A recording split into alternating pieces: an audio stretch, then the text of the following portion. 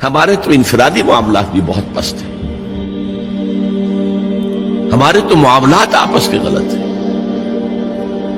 ہم تو جھوٹ اور دھوکہ اور فریب اور ملاوٹ اور خیانت اور غبن، اس میں تو ہم بہت ہائی مارکس جو ہیں سیکیور کر رہے ہیں۔ جارج برنارڈ شاہ نے کہا، میں جب قرآن پڑھتا ہوں تو محسوس کرتا ہوں کہ اس سے بہتر کتاب ممکن نہیں، اور جب مسلمانوں کو دیکھتا ہوں تو محسوس کرتا ہوں کہ ان سے زیادہ ذلیل قوم کوئی نہیں۔ یہ گواہی ہم دے رہے ہیں، یہ محمد کے ماننے والے یہ ہیں، یہ ہے امتی محمد کے، جو اپنے پاؤں پہ کھڑے نہیں ہو سکتے، جو اپنے معاملات مینیج نہیں کر سکتے، بیکاری، یہ اور کہاں ہے وہ دین؟ کوئی ایک ہی دنیا میں دکھا سکتے ہو کہ یہ ہے دین؟ آؤ see with your own eyes, this is دین الحق۔ یہ جو میں نے آپ سے کہا تھا نا، یہ بڑی نازک ذمہ داری، بڑی نازک، اس کا ایک اندازہ آپ کو ہو جائے گا خطبہ حجۃ الوداع سے۔ حضور نے جو خطبہ دیا، اور وہ عظیم ترین خطبہ ہے تاریخ انسانی کا، آخر میں موٹی موٹی باتوں کو پھر دہرایا۔ دیکھو عورتوں کا خیال کرو، عورتوں کے حقوق ادا کرو، دیکھو غلاموں کے ساتھ نیک سلوک کرنا، جو بھی تھی۔ پھر آپ نے ایک سوال کیا، الا هل بلغت، لوگوں میں نے پہنچا دیا یا نہیں؟ 1.25 لاکھ کا مجمع تھا،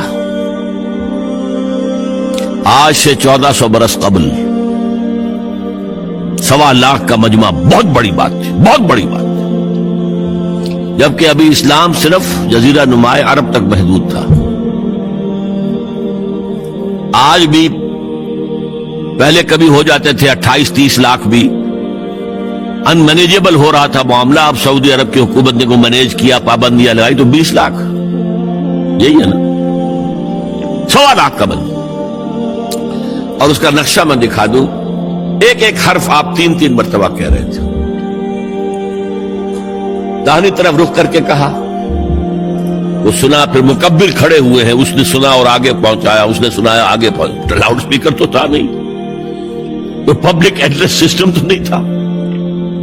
پھر آپ نے سامنے رخ کر کے وہی بات فرمائی، پھر یہاں سامنے کھڑے ہوئے لوگوں نے پہنچایا، پھر بائیں طرف رخ کیا۔ اسی لیے ہر جملے کو، ہر بات کو آپ نے 3 دفعہ کہا، الا هل بلغت، میں نے پہنچا دیا یا نہیں؟ اور عام عادت صحابہ کی یہ تھی کہ اول تو حضور کے سوال پر خاموش رہتے تھے کہ واللہ ورسولہ عالم،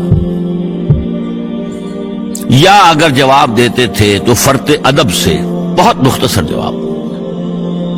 وہ چلبل قسم کے شاگرد جو ہوتے ہیں، جو استادوں کو بھی پڑھانا چاہتے ہیں، صحابہ کرام اس طرح کے نہیں تھے، اپنی لیاقت اور ذہانت کا روب جو ہے اپنے استادوں پر گاٹتے۔ وہاں تو یہ تھا کہ ایک بات جواب ہے، یہاں 4 جواب دیے ہیں صحابہ نے۔ انا نشهد انك قد بلغت الرسالة واديت الامانة ونصحت الامة وكشفت الغمة۔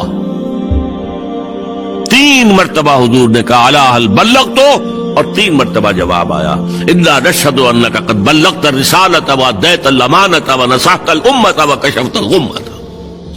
اے نبی، ہم گواہ ہیں، آپ نے حق رسالت ادا کر دیا، آپ نے حق امانت ادا کر دیا۔ یہ قرآن تو ہمارے لیے اللہ نے نازل کیا تھا نا، آپ کے پاس تو امانت تھی۔ آپ نے امت کی خیر خواہی کا حق ادا کر دیا، آپ نے ہر قسم کی گمراہیوں کے، اندھیاریوں کے، اندھیروں کے پردے چاک کر دیے۔ 3 دفعہ یہ جواب لے کر انگشت شہادت سے اشارہ کیا آسمان کی طرف، پھر لوگوں کی طرف، اللہم اشہد، اللہم اشہد، اللہم اشہد۔ اے اللہ تو بھی گواہ رہے، یہ مان رہے ہیں کہ میں نے پہنچا دیا۔ They can't sue me in your court on the day of judgment۔ یہ میرے خلاف استغاثہ نہیں لا سکتے کہ میں نے پہنچانے میں کمی کی ہے، یہ مان رہے ہیں کہ میں نے پہنچا دیا۔ It was the sigh of relief جس کو کہتے ہیں 23 برس کی محنت شاقہ۔ کون کون سے مراحل آئے ہیں، یوم طائف بھی آیا ہے، 3 سال کی شیب بنی ہاشم کی قید بھی ہے، معرکہ احد بھی ہے، احزاب بھی ہے، 70 مبلغین ذبح کیے گئے، کیا کیا نہیں دیکھا، کیا کیا نہیں جھیلا. لیکن پھر بات کیا ہوئی؟ اب آپ نے آخری بات اللہم اشہد اللہم اشہد اللہ، اور اس کے بعد فَلْيُبَلِّغِ الشَّاهِدُ الْغَائِبَ، اب جو یہاں موجود ہیں ان کے ذمے ہے کہ پہنچائیں ان کو جو یہاں نہیں ہے. میں فارغ،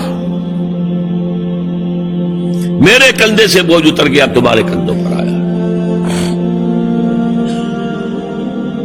اب اس غائب میں وہ بھی تمام لوگ شامل تھے جو اس وقت دنیا میں تھے اور وہاں نہیں تھے.